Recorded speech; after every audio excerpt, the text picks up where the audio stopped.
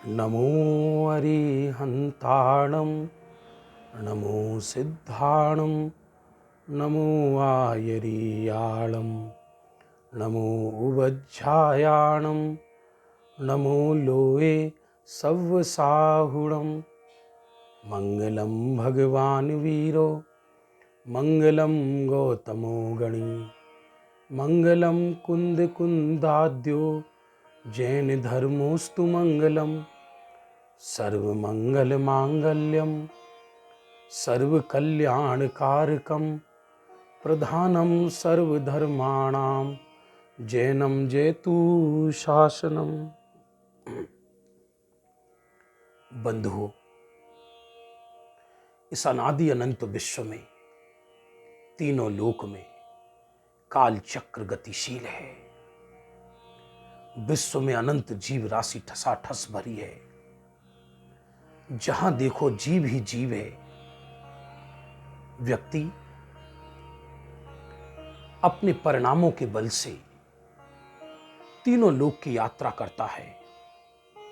कुछ जीव ऐसे होते हैं जो इस जगत की जीव राशि में से उछटकर बाहर आ जाते हैं, जो जगत का सत्य का मार्ग बताते हैं, पुराण पुरुष कहलाते हैं।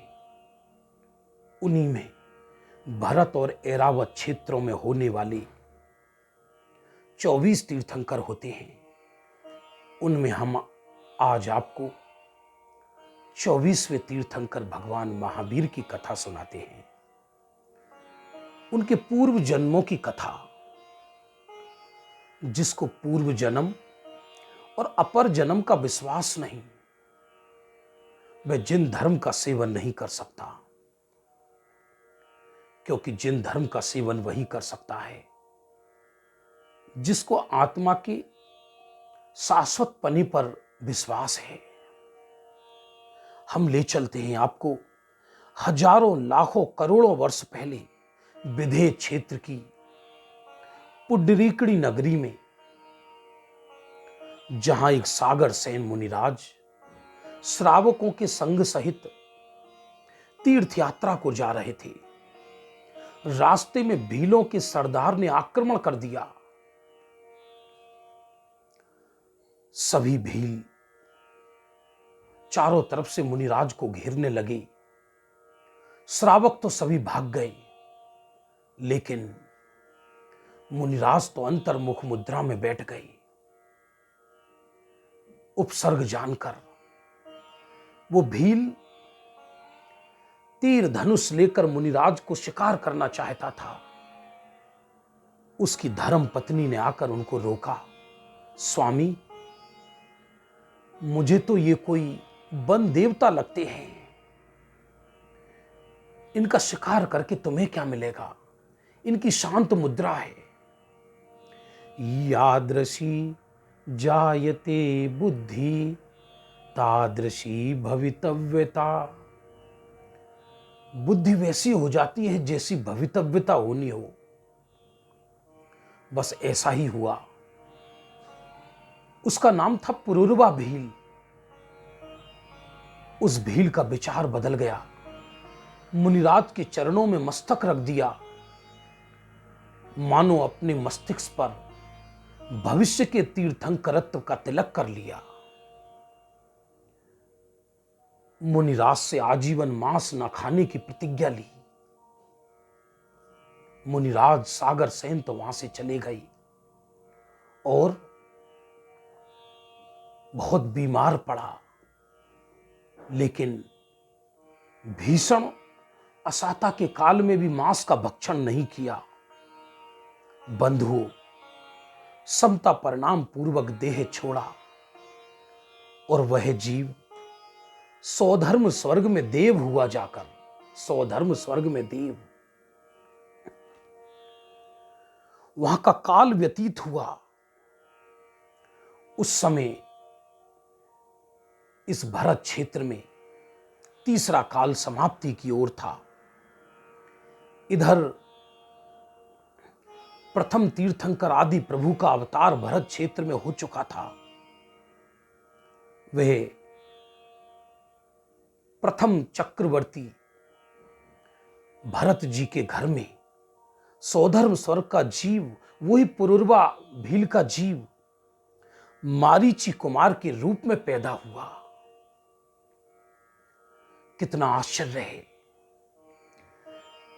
कैसी है ये पूर्व जन्मों की कथा। जब तक होनहार नहीं आती, व्यक्ति लाख प्रयत्न करे, काल लब्धि आए बिना कार्य की सिद्धि नहीं होती। आदि प्रभु के घर में भी जन्म लेकर आदिनाथ का पौत्र होकर भी आदिनाथ की नहीं मानी। 4000 राजाओं के साथ स्वयमेव दीक्षा ली, भ्रष्ट हुआ, सांख्य मत का प्रवर्तन किया, सांख्य मत का प्रवर्तन, और खोटा तप किया। खोटा तप करके 5वें स्वर्ग में देव हुआ जाकर। बंधुओं, 5वें स्वर्ग में लोकांतिक देव भी जाते हैं और अन्य देव भी जाते हैं। इस प्रकार लगातार स्वर्ग से मनुष्य, मनुष्य से स्वर्ग, स्वर्ग से मनुष्य, मनुष्य से स्वर्ग, 5 बार वो और ब्राह्मण बना और स्वर्ग में देव बना। मनुष्य की आयु तो पूरी हो गई, और जब मनुष्य की आयु पूरी हो गई और देव मरकर देव बनते नहीं और देव मर के नार की बनते नहीं। तेह तेचे थावर तन धरे, यो परिवर्तन पूरे करे। इस तरह वो देव पर्याय से बिछटकर, उस देव पर्याय से च्युत होकर एक इंद्रियादि असंख्यात पर्यायों में उसने जन्म लिया और पहुंच गया देव पर्याय से देह छोड़कर एक इंद्री की पर्याय में पहुंच गया। अरे एक इंद्री पर्याय में भी कष्ट है कि हां, कष्ट है जिसकी हम कल्पना नहीं कर सकते, इतना कष्ट है वहां पर भी। एक वृक्ष की आत्मकथा सुनो तो मालूम पड़ेगा ये वृक्ष कैसे कष्ट भोगते हैं। कभी तप्त धूप में झुलसते हैं, कभी हवाओं से थपेड़े खाते हैं, कभी आग में जलते हैं, कभी कुल्हाड़ी से तोड़े जाते हैं, कभी जल बनकर बहा, कभी हजारों हजारों वर्ष के लिए पृथ्वी में पैदा हो गया। एक इंद्रिय आदि पर्यायों में भारी कष्ट पाया। पृथ्वी बना, जल बना, अग्नि बना, वायु बना, वनस्पति बना गया, छेदा गया, भेदा गया। लेकिन एक इंद्रियों के कष्ट वो जीव ही जाने या सर्वज्ञ देव जाने। इसी प्रकार जीव चारों गति में निरंतर कष्ट भोगता है। बंधुओं, धीरे धीरे एक इंद्रिय पर्याय का काल व्यतीत हुआ और वहां से निकलकर राजगृही नगरी में स्थिविर नाम कर ब्राह्मण बना, फिर से ब्राह्मण बना। नास्तिक मत का प्रचलन किया उसने और वहां खोटा तप करके पुनः 5वें स्वर्ग में गया। बंधुओं, लंबी कथा है ये, लेकिन हम आपको संक्षिप्त में सुना रहे हैं इस कथा को। इधर 5वें स्वर्ग से च्युत होकर पुनः राजगृही नगरी में पैदा हुआ। भगवान महावीर के जीव का राजगृही नगरी से पूर्व संस्कार बहुत है। राजगृही नगरी में ही कितनी बार वो ब्राह्मण बने, वही खोटा तप किया। व्यक्ति सच तो यह है कि खोटा तप कितना भी करे, उससे एक परमाणु रजबी निर्जरा को प्राप्त नहीं होती। राजगृही नगरी में विश्व नंदी नाम की राजकुमार बनी। विश्व नंदी नंद विशाख के राजा विश्वभूति के पुत्र थे। राजा विश्वभूति के पुत्र, इधर राजा विश्वभूति ने तो दीक्षा ले ली सफेद बाल देखकर। यहां तो सारे बाल सफेद हुए जा रहे हैं और तृष्णा जवान हो रही है। आज कोरोना महामारी से विश्व जूझ रहा है, लेकिन व्यक्ति को वैराग्य नहीं आ रहा। यह आश्चर्य है। सदियों की तरक्की का बस इतना खुलासा है, चौराहे पे खामोशी और मरघट में तमाशा है। एक बाल को देखकर पिता को वैराग्य आ गया। पिता के भाई थे नंद विशाख, अब वो नंद विशाख के संरक्षण में रहने लगे। कौन? विश्व नंदी राजकुमार। काका का पुत्र था, चाचा का पुत्र, उसका नाम था विशाख नंदी। अब विशाख नंदी और विश्व नंदी में ईर्ष्या रहती थी आपस में। इतिहास इस बात का गवाह है, हर क्षेत्र में समान व्यक्तियों से एक दूसरे के प्रति निंदा होती है। आज धर्म क्षेत्र में भी एक दूसरे के प्रति ईर्ष्याएं हुआ करती हैं। अरे ईर्ष्या करना है तो सिद्धों से करो। हे प्रभु, आप सिद्ध सलाह पर विराजमान हो, मैं संसार में कष्ट क्यों भोग रहा हूं प्रभु। एक बार चाचा ने ईर्ष्या में यह सोचा कि इस भाई के पुत्र विश्वनंदी को परदेश भेज देते हैं। विश्वनंदी के पास एक सुंदर बगीचा था। उस बगीचे को कब्जा करने के लिए विश्वनंदी को छल करके कश्मीर भेज दिया। पीछे से चाचा के लड़का विशाख नंदी, सप्त व्यसन में पारंगत महामूर्ख, उसने कब्जा कर लिया बगीचे पर। विश्वनंदी वापस आया। जब विश्वनंदी वापस आया तो इसने गुस्से में आकर विश्वनंदी ने चाचा के लड़के से भयंकर झगड़ा हुआ और वो चाचा से बोला, ही चाचा, तूने छल से मेरे को बाहर निकाला है। मेरी भुजाओं में भी क्षत्रियत्व का खून बहता है। यदि तुम्हारे पुत्र में बल हो तो मेरे से मल्ल युद्ध कर ले। यदि मैं हार गया तो मेरा बगीचा मैं तुम्हें दान में दे दूंगा, और यदि मैं जीत गया तो मुझे राज्य तिलक करना पड़ेगा। दोनों में भीषण युद्ध हुआ, चाचा के लड़के में और विश्वनंदी में। विश्वनंदी ने बड़े बड़े बगीचे उखाड़ उखाड़ कर देकर मारे उसको। नंद विशाख एक क्षण में ही हार गया, लेकिन विश्वनंदी को वैराग्य आ गया। अहो, धिक्कार है मेरी बुद्धि को, जो इस थोड़ी सी जमीन के लिए मैं पिता समान चाचा के लड़के से लड़ने लगा। नहीं चाहिए ये धरती, नहीं चाहिए ये जमीन। और वैराग्य लेकर मुनि बनकर वन जंगलों में चले गए।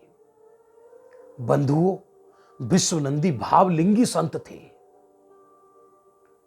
विश्वनंदी वन जंगलों में तप करने लगी, और इधर चाचा का लड़का एक दिन नंद विशाख वन जंगलों में कीड़ा करने आया और विश्वनंदी को ध्यान में देखा तो पूर्व का बैर याद आ गया कि मेरे को नीचा दिखाया, मेरे को हराया।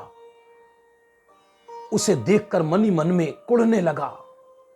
इधर जंगल में एक बैल था जिसने विश्वनंदी के पेट में, बैल ने सींग मार दिया मुनिराज की। लेकिन मुनिराज तो अंतर्मग्न थे ध्यान में, और नंद विशाख हंसने लगा। कहां गया वो तेरा बल जो तू मुझे उठा उठा कर पटक रहा था? अब इस बैल से बचकर दिखा। अंतिम समय विश्वनंदी ने निदान बंद कर लिया और निदान बंद के फल में अंदर ये भावना भाई कि पूर्व जन्म में मैं मेरे चाचा के लड़के से बदला लूंगा, और वहीं प्राण पखेरु उड़ गए। बंधुओं, काल पाकर नंद विशाख को भी वैराग्य आया। उसने भी दीक्षा ली और दीक्षा लेकर दोनों बैर के कारण 10वें स्वर्ग में जाकर देव बने। अब कथा प्रारंभ होती है असली भगवान महावीर की। यों तो इस जीव ने अनंत पर्यायों में अनंत कष्ट उठाए हैं, जिसकी कल्पना व्यक्ति नहीं कर सकता। व्यक्ति थोड़े से निदान के लिए जिन धर्म को नष्ट कर देता है, अरे रत्न दीप में जाकर भी पशुओं की विष्ठा उठाकर लाता है, मनुष्य पर्याय पाकर भी धन दौलत के आकर्षण में महाछल और प्रपंच रचाता है, मुनिराज बनकर भी यश की और स्वर्गों की कामना करता है। प्रवचन सार में लिखा, ये निदान सारे धर्म को नष्ट कर देता है। निदान वही कर सकता है जिसको आत्मा के अंदर सुख नजर नहीं आता। इधर बंधुओं क्या हुआ, 10वें स्वर्ग का काल बीता। 10वें स्वर्ग में दोनों ईर्ष्या करते थे एक दूसरे के वैभव को देखकर। जिसे अपना वैभव समझ में नहीं आया, वे दूसरे के वैभव को देखकर ईर्ष्या करता ही है। विश्वनंदी तो आत्मज्ञानी हो चुके थे और नंद विशाख भी आत्मज्ञानी हो चुका था, फिर भी मोह तो ज्यादा था ही। इधर काल पूरा हुआ। पोदनपुर में राजा प्रजापति के यहां विश्वनंदी नाम का राजकुमार त्रिपिष्ट वासुदेव के रूप में पैदा हुआ, और चाचा का लड़का प्रतिनारायण अश्वग्रीव के रूप में पैदा हुआ। अश्वग्रीव के रूप में पैदा हुआ। इधर कथा लंबी है, मैं आपको संक्षिप्त करके सुना रहा हूं।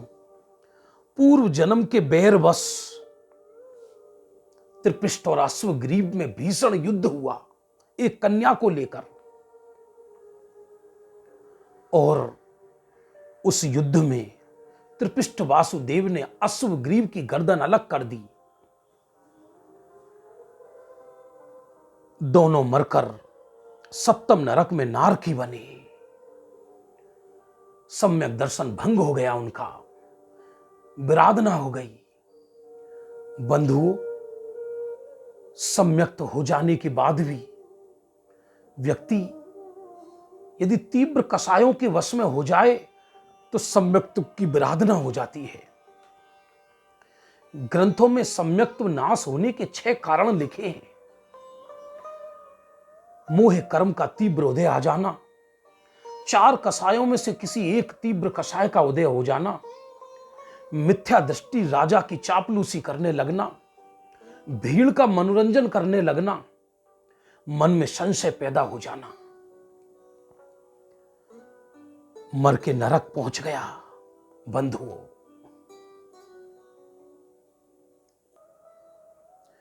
और सप्तम नरक की भीषण वेदना, अरे रे,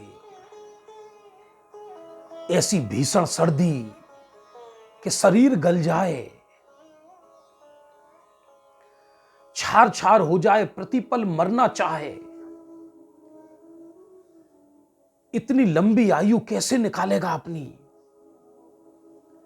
इतनी लंबी आयु कैसी निकालेगा? लेकिन मरना चाहता है, प्रतिपल नहीं मर सकता। ऐसा ही है नरक की भूमि। कोई मुझे पानी दो, पानी में प्यासा हूं, लेकिन एक बूंद पीने को नहीं मिलती। हम नरक की कथा सुन तो रहे हैं, सुना तो रहे हैं, लेकिन जिन कारणों से व्यक्ति नरक जाता है उनसे विरक्त नहीं होते। विश्व का हर प्राणी पाप करता है और पुण्य फल की वांछा करता है, लेकिन ऐसा कभी संभव नहीं है कि पाप के परिणाम में पुण्य का फल मिले।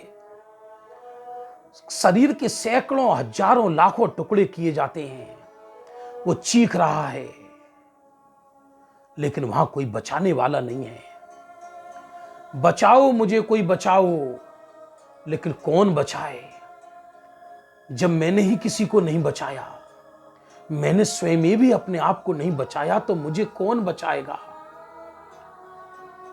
ऐसे सप्तम नरक में एक एक पल मुश्किल से बीता तो 33 सागर कैसे बीतेंगे,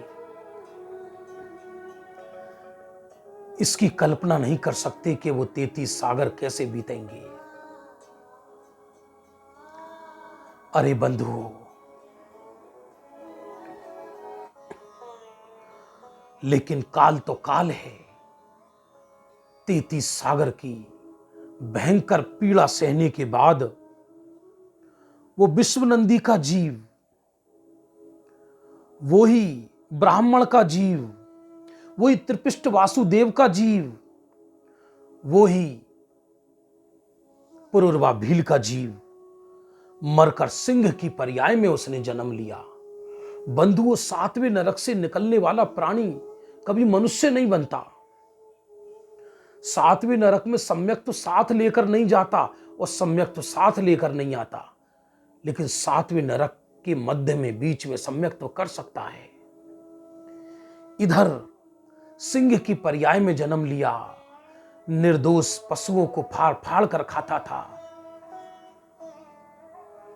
रक्त ही उसका जल था, मुंह उसका खून से सना रहता था, क्रूरता में सारी जिंदगी बिताई और देह छोड़कर पुनः 5वें नरक में जन्म लिया।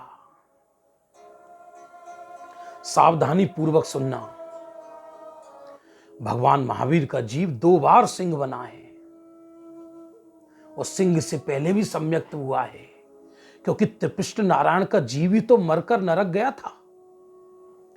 इधर क्या होता है, फिर 5वें नरक में पुनः पहुंच गया, जैसे कोई व्यक्ति महापीड़ा से किसी कैद से निकले और वहां पुनः उस कैद में पहुंच जाए तो उसका जीवन कैसा व्यतीत होगा, किसकी कल्पना नहीं कर सकते। नरक के दुखों को नार की भोगे और सर्वज्ञ जाने। गुरुदेव कहते थे, अरे भव्य, तेरे कष्टों को देखकर ज्ञानी की आंखों में आंसू आ गए, पर तेरे आंसू नहीं आए। आंसू तो आए, लेकिन मैं पीड़ा क्यों भोग रहा हूं इसका कारण ख्याल में नहीं आया। पीड़ा का प्रतिकार तो हर कोई व्यक्ति करता है, लेकिन पीड़ा नाश नहीं होती, क्योंकि पीड़ा का कारण तो मिथ्या दर्शन ज्ञान चारित्र है, लेकिन वो मिथ्या दर्शन ज्ञान चारित्र नहीं जाता। वो नरक का नार की पुनः वहां से निकलकर राजगृही नगरी में पर्वत पर सिंह बना, पर्वत पर सिंह बना। बंधुओं, वो पुनः दूसरी बार सिंह बना। राजगृही नगरी के घोर जंगलों में, पर्वतों पर सिंह बना। उसे क्या मालूम था कि इसी नगरी पर एक दिन भगवान महावीर बनकर इस मृगराज की दिव्य ध्वनि खिलेगी और एक हिरन के पीछे भाग रहा था। उसी समय अमित कीर्ति और अमित प्रभ नाम के 2 मुनिराज, जो भरत क्षेत्र के थे, विदेह क्षेत्र में सीमंदर भगवान के दर्शन करने गए थे।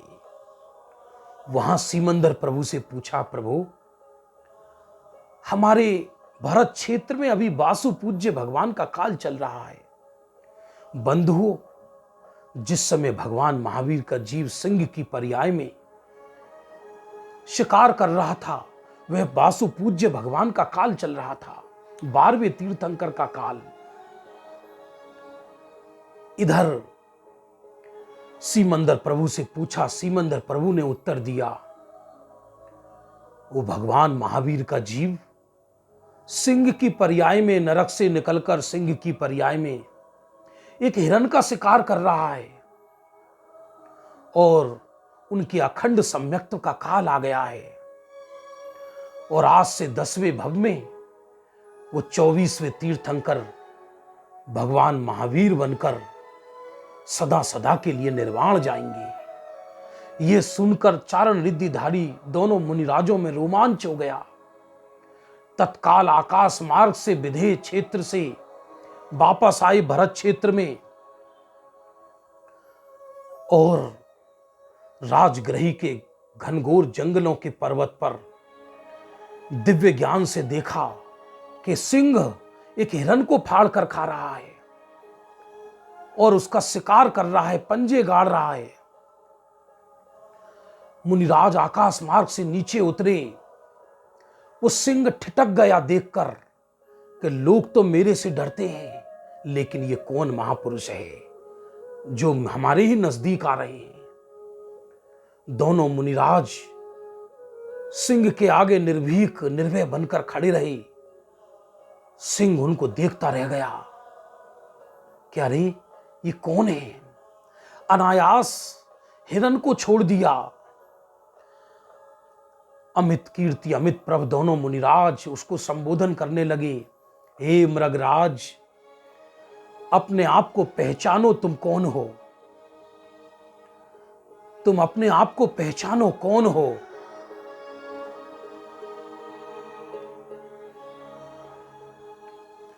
इधर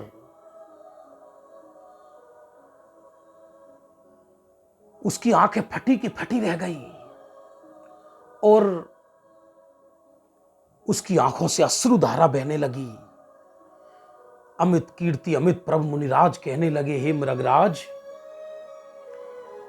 हम सीमंदर भगवान के समक्षण में उनके मुख से सुनकर आए हैं कि तुम 24वें तीर्थंकर बनने वाले हो।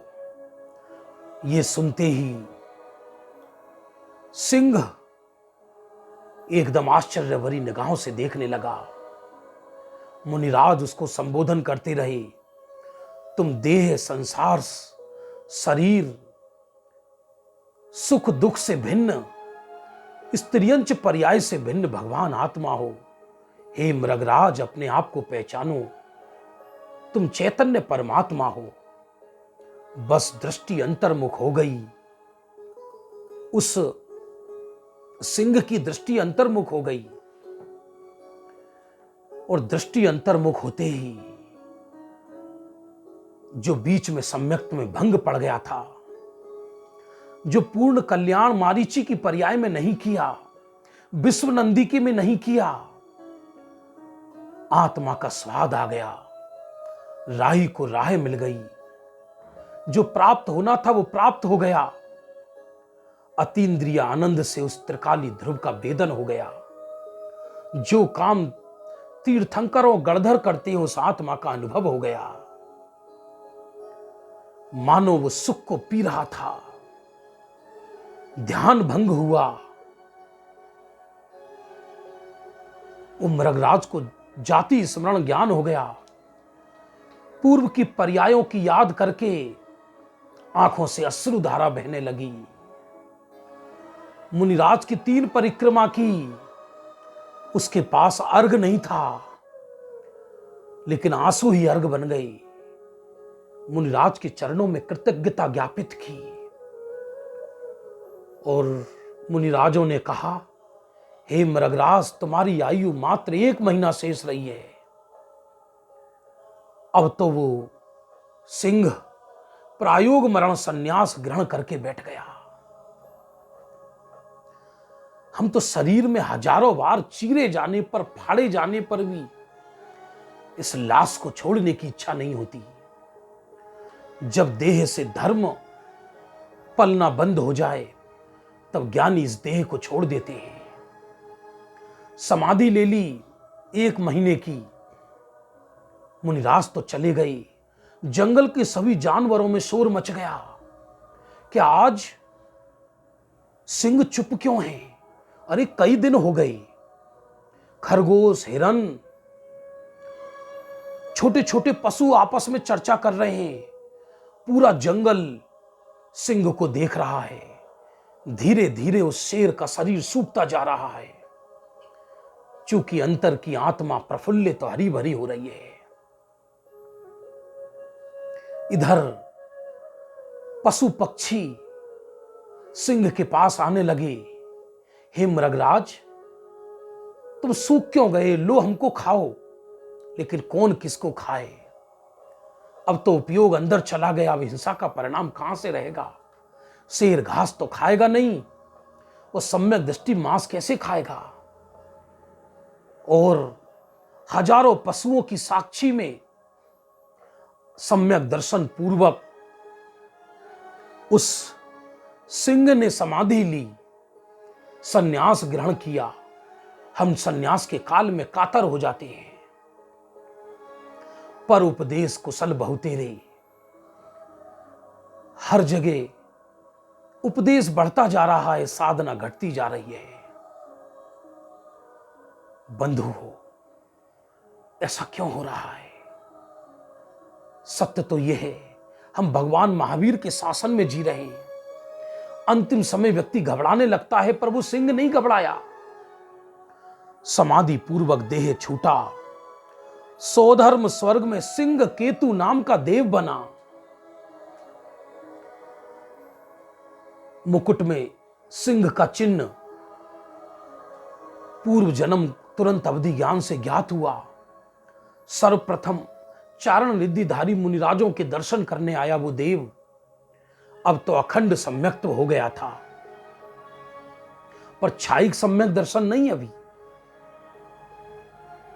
क्षयोपशमी हुआ होगा कि पहचाना प्रभु, मैं वही सिंह का जीव जिसने आपकी कृपा से भव सागर से तरने की कला सीख ली है। अब तो स्वर्गों में भी रत्नों के महल चिंगारी उगलते थे। भगवान के पंच कल्याणक मनाने जाता था वो सिंह केतु देव।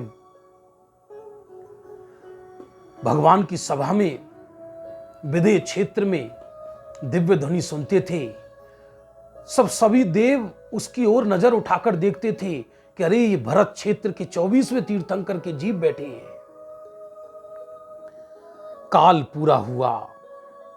विदेह क्षेत्र में कनक प्रभ राजा का पुत्र कनक ध्वज नाम का राजकुमार बना। पिता ने दीक्षा ले ली और इधर सुदर्शन वन में मुनिराज के उपदेश से दीक्षा ली। स्वयं कनक ध्वज राजा ने भी। जगत की असारता का ख्याल आ गया। पिता के दीक्षा लेने के बाद खुद ने भी बाद में दीक्षा ली। इतिहास और पुराण इस बात का गवाह है कि व्यक्ति राजा महाराजा सन्यास अंगीकार कर लेते थे। कोई भी घर में देह नहीं छोड़ता था, कोई भी पद पर देह नहीं छोड़ता था। लेकिन आज राजाओं की कैसी दशा है सबको ज्ञात होगा। इधर 8वें स्वर्ग में देवानंद नाम का देव बना। बंधु, कथा को अधूरी मत छोड़ना। ये ग्रंथों की कथा है, इसको पूरी सुनना। इतना प्रेम वैदिक संस्कृति वालों को भी होता है कि हजारों बार रामायण सुनने पर भी रामायण में से अधूरी नहीं उठते। हम भगवान महावीर की कथा सुन रहे हैं। इनकी पवित्र जीवन की कथा है ये। बंधुओं, ऐसे हमारे भी अनंत जन्म बीते हैं, एक बार नहीं अनंतों बार। इस प्रकार वो देवानंद देव की आयु पूरी हुई तो उज्जैन नगरी में वज्रधर राजा का पुत्र हरिसेन राजा के रूप में पैदा हुए। लंबी कथा है।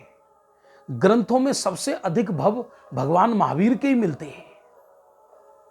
32 भव मिलते हैं स्थूल। काल पाकर विरक्त हो गया हरिसेन राजा, पुनः दीक्षा ले ली।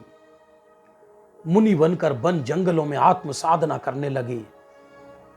सल्लेखना पूर्वक देह छोड़ा और महाशुक्र स्वर्ग में देव पर्याय में पैदा हुए।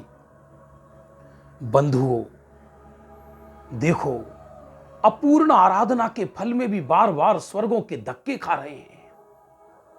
अरे, विराधना तो दुखदाई है ही, लेकिन अपूर्ण आराधना भी सुखदाई नहीं। पूर्ण आराधना के फल में ही व्यक्ति मोक्ष जाता है। बार बार उसका चित्त आकुलित होता था। अरे रे, ये कैसी दुविधा है। लो, मैं पुनः आ गया यहां स्वर्गों के धक्के खाने। लोग समझते हैं स्वर्गों में सुख नहीं, स्वर्गों में भोग हैं। ये भोग नहीं, रोग हैं। ये चिंगारियां हैं, ये आग है। सुख तो अंदर है, चूंकि अब तो ज्ञानी थे वो। इधर महाशुक्र स्वर्ग में आयु पूरी हुई तो क्षेमदूती नगरी में, विदेह क्षेत्र में क्षेमदूती नगरी में धनंजय राजा का पुत्र प्रिय मित्र चक्रवर्ती के रूप में जन्म लिया। लो, नारायण भी बन गई और अब चक्रवर्ती भी बन गई। 6 खंड 96,000 रानियां, लेकिन शमशान में सामायिक करते थे। बाह्य परिग्रह नहीं होना कभी कभी पाप के उदय से भी होता है। एक भिखारी के पास कुछ नहीं है, कटोरा है, लेकिन उस कटोरे में तीनों लोक की ममता है। वो प्रिय मित्र चक्रवर्ती एक दिन दर्पण में बाल बना रहे थे और एक बाल हल्का सा उसका रंग बदलता देखा, क्योंकि चक्रवर्तियों के बुढ़ापा नहीं आता है, चेहरे की सुंदरता नहीं घटती है। यहां तो आंखों से ज्योति चली गई, वृद्धि वृद्ध होता चला जाता है। कोशिश ये करता है कि सारी दुनिया मुझको जवान समझे। इसलिए हर व्यक्ति पढ़ा हो मूर्ख हो, निरंतर इसी प्रयत्न में है कि जगत मेरे को जवान समझे, जगत मेरे को जवान समझे। इन लाशों को सजा रहा है व्यक्ति सुबह से शाम तक। धर्म क्षेत्र में भी कोशिश कम नहीं करता। ये सोचता है दुनिया मेरे को जवान माने, और देह से भेद विज्ञान करने का उपदेश देता है। इधर एक श्वेत बाल देखकर विरक्त हो गए, सम्यक दृष्टि तो थे ही, और दीक्षा ले ली। दीक्षा लेकर 12वें स्वर्ग में देव बने। बंधुओं, मात्र 3 भव शेष हैं। 12वें स्वर्ग की आयु पूरी हुई। एक एक स्वर्ग की आयु सागरों में लंबा काल कैसे व्यतीत होता होगा। सच्चा धर्मी वही है जहां साता का उदय भी असाता जैसा नजर आए, पुण्य के वैभव भिष्टा नजर आए, सद्भाव में भी अभाव की तरह जिए। पाप के उदय में तो हर कोई बैरागी लगता है, लेकिन पुण्य के उदय में भी जिसके चेहरे पर वैराग्य नजर आए। इधर आयु पूरी हुई। भरत क्षेत्र की श्वेता नगरी में नंदीवर्धन राजा का पुत्र नंद राजा के रूप में उन्होंने जन्म लिया।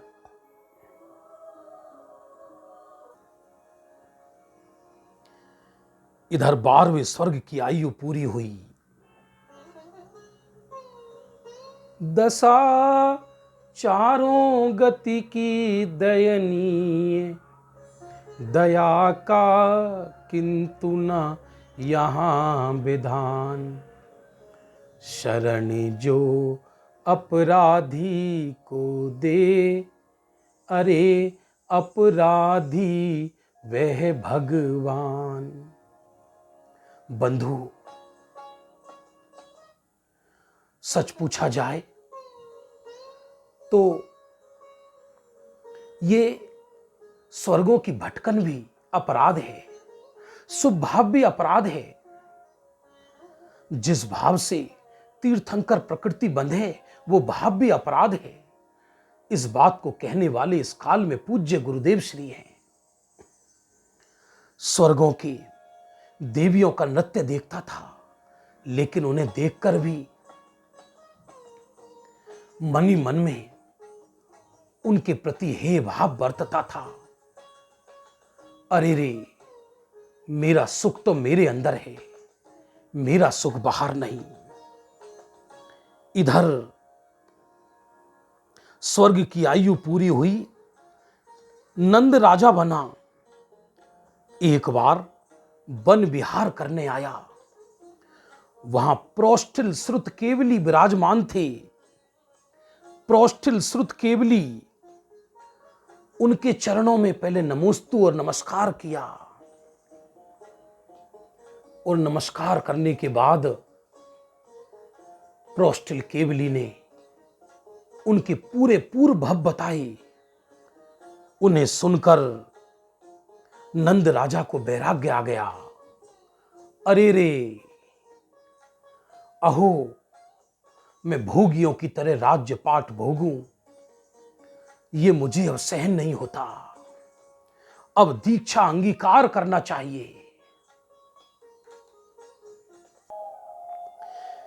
इधर बस उनके विशुद्ध ज्ञान में अपने जन्मों की कथा सुनने के बाद परिणाम विशुद्ध हो गई। प्राणी मात्र के प्रति प्रेम बरतने लगा। 16 कारण भावना बहाने लगे। अरे, ये जगत के जीव निजात्मा को समझे बिना दुखी हैं। बंधुओं, 16 कारण भावनाओं में 3 भावना प्रमुख है: दर्शन विशुद्धि, वात्सल्य और धर्म प्रभावना। अंदर से चित्त करुणा में भर गया। जैसे एक मां को बच्चे के प्रति सहज प्रेम होता है, कृत्रिम प्रेम नहीं होता, वैसे ही उनके अकृत्रिम रूप से सहज 16 कारण भावनाएं आने लगी। लेकिन 16 कारण भावना भी है, ये उनकी श्रद्धा में था। और देह छोड़कर 16वें स्वर्ग में देव बने। 16वें स्वर्ग में देव बने, प्राणत स्वर्ग में। बंधुओं, 16वें स्वर्ग की आयु पूरी हुई और वहां से देव विदाई लेने लगा। अब मानो चारों गति की अंतिम भटकन थी। बस अब एक भव के बाद सदा के लिए सिद्ध शिला पर जो विराजमान होना था। बंधुओं, 16वें स्वर्ग की आयु पूरी होने के बाद वैशाली के कुंडलपुर में ईसा पूर्व 598 वर्ष पहले 28 मार्च सोमवार के दिन, चैत्र शुक्ला त्रयोदशी के दिन, वो ही पुरर्वा भील के जीव ने, भील से महावीर, स्वर्ग से च्युत होकर जन्म लिया। पूरे कुंडलपुर में उत्साह मनाया गया और चारों तरफ रत्नों की वर्षा हुई। पार्श्वनाथ के 178 वर्ष बाद बालक महावीर का जन्म हुआ और पारसनाथ निर्वाण के 250 वर्ष बाद महावीर का जन्म हुआ था। बंधुओं, ये कथा तो बहुत बड़ी है। वास्तव में देखा जाए, वर्तमान भव को सुनने के लिए पौना घंटा और चाहिए, लेकिन अंतिम बात ये जरूर समझना, जिस दिन भगवान महावीर को निर्वाण हुआ, उस दिन पंचम काल शुरू होने में 3 वर्ष 8 माह 15 दिन शेष थे। और जिस प्रकार किसी के पिता का स्वर्गवास हो जाए तो माता ही पिता जैसा काम करती है, आज भगवान महावीर हमारे बीच नहीं रहे, लेकिन उनको बताने वाली जिनवाणी है, और जिनवाणी का अर्थ बताने वाले इस काल में पूज्य गुरुदेव श्री कांजी स्वामी जैसे महान गुरु हमको मिले। आज हम भगवान महावीर के शासन में जी रहे हैं। जब तक भरत क्षेत्र में भावी महापद्म तीर्थंकर नहीं होंगे, तब तक महावीर का शासन पंचम काल के अंत तक चलेगा। आओ हम सब भगवान महावीर के शासन को समझकर आत्मानुशासन करें और अपनी आत्मा का कल्याण करें। इसी भावना के साथ भगवान महावीर की यह संक्षिप्त कथा यहीं समाप्त होती है। कथा बहुत बड़ी है, पौना घंटे में पूरा करने का मैंने अथक प्रयास किया है। इसे बुद्धिमान और विद्वान लोग सब सुन रहे हैं। इसमें कहीं कोई उतार चढ़ाव हुआ हो, क्योंकि संक्षिप्त कथा को, बड़ी कथा को संक्षिप्त रूप से कहना बड़ा दुष्कर कार्य है। मैंने तो एक भक्ति भाव से भगवान महावीर की कथा कही है। आप सुधि सुधार कर इसको ग्रहण करें। हम भी स्वयं भगवान महावीर के मार्ग पर चले, इसी भावना के साथ अभी की ये भील से महावीर की कथा समाप्त होती है। जय जिनेंद्र। बोलो भगवान महावीर स्वामी की जय।